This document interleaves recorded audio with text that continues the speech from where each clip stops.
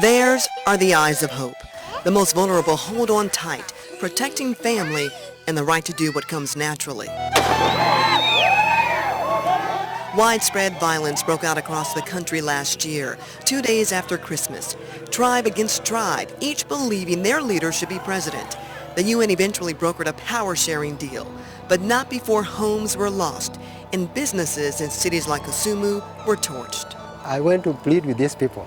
I told them, my friend, look, this hotel belongs to one of these people.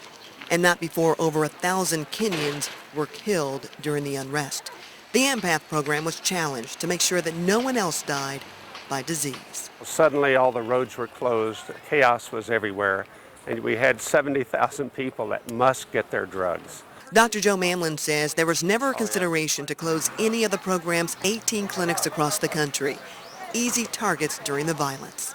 It was just a miracle that we're able to stay with it. The Empath Center with 20,000 patients, we opened it up with one provider, one room, and just passed out drugs to anyone that could get to us. But hundreds of thousands of people were driven away from their homes, displaced, and some living here.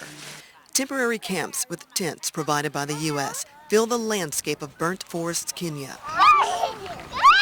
Some 6,000 people from different tribes living in harmony called this home, the epicenter of both the political and medical crisis. What you saw was a group of people from the different sides of the political issues who came together and said, we can be bigger than this problem, and we can make this work for the patients.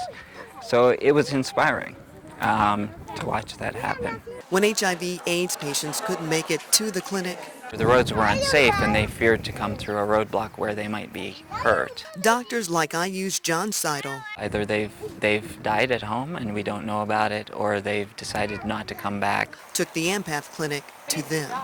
So May and I often traveled to Eldama Ravine or Maji, Missouri with a car full of drugs to just hand out to patients, or sometimes we would just meet at a patient's house and everyone from that town would come and collect their drugs from the back of the car, basically.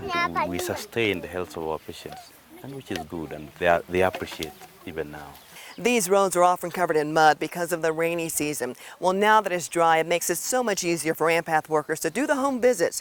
That's where they check on the families to see if they need anything: food, school uniforms, other clothing, and life-saving medicine. Mama, she's called, takes care of her 4 grandchildren, one with HIV. Empath takes care of them all. And how is Walter doing? He's doing well, feeling good? He can eat. He has no skin problems as compared to the other days. Now he's doing good. Thanks to the medicine and food Empath provides, Mama cooks kaderi and shares it with her neighbor, 70-year-old Michael, who's been caring for his 4 brothers all alone after their parents died of AIDS. He says Empath is now their family. They help us in many things. Even without the political crisis, for many of our patients, life is a daily challenge. Finding food, finding resources, keeping your children in school, just trying to survive is a challenge for many of our patients because poverty here is just endemic. You can see and feel it in burnt forest, burned out buildings, businesses destroyed, but soulful resiliency. Somehow Kenyans always manage to pull through, and they always manage to have a positive outlook, saying, I can get through to tomorrow, this is going to work. It's pretty amazing.